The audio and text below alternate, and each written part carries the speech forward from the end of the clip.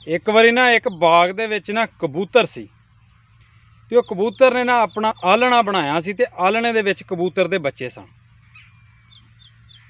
कबूतर ने बाहरों चोगा शोगा लैके आना, कोई उस बाग चो अपने बच्चों देना। वो बच्चे ना थोड़े जे वावा समझदार हो गए। एक दिन वो चोगा चोग के लैके आया, तो जो बच्चों देन लगा तो बच्चे वो परेशान बैठे सन। पुछदा बच्चों भी की होया। उन्हें आख्या भी हुण जिहड़ा अपना जिहड़ा घर है ना, अपना जिहड़ा आलना ये नहीं रहना। कबूतर आंदा भी की होया, क्यों नहीं रहना।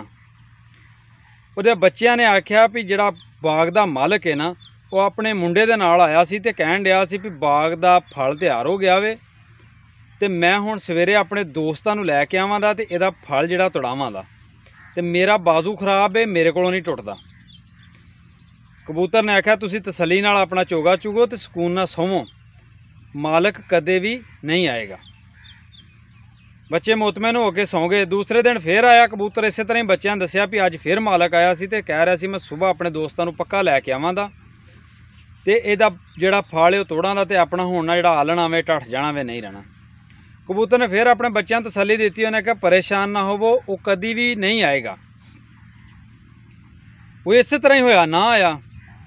कुछ दिनों तो बाद फिर कबूतर आया तो उहदे बच्चों ने आख्या भी हुण मालक कह रहा सी कि सवेरे ना मेरे दोस्त नहीं आउंदे, मैं खुद आण के ते इह सारा जिहड़ा ना इहदा फल फ्रूट है ना ये तोड़ां दा ते अपना हुण टुट जाना। कबूतर ने आख्या हाँ हुण आपां नूं जगह लभनी चाहिदी है, हुण जिहड़ा ना मालक ने आण के ते अपना फल तोड़ना, बाग खाली करना ते साडा आलना ढट जाना। वो बच्चों ने आख्या भी अज तुहानूं किवें पता वे, अपने प्यो नूं पुछया कबूतर नूं भी तुहानूं किवें पता भी हुण उहने आ जाना। कबूतर आंदा भी उन्हें अज अपने दोस्तों के सहारा लेना छड्ड दिता है, किसी ते भरोसा छड्ड दिता है। हुण उन्हें खुद तकवा कर लिया कि मैं तोड़ां दा, हुण तोड़ सकदा है।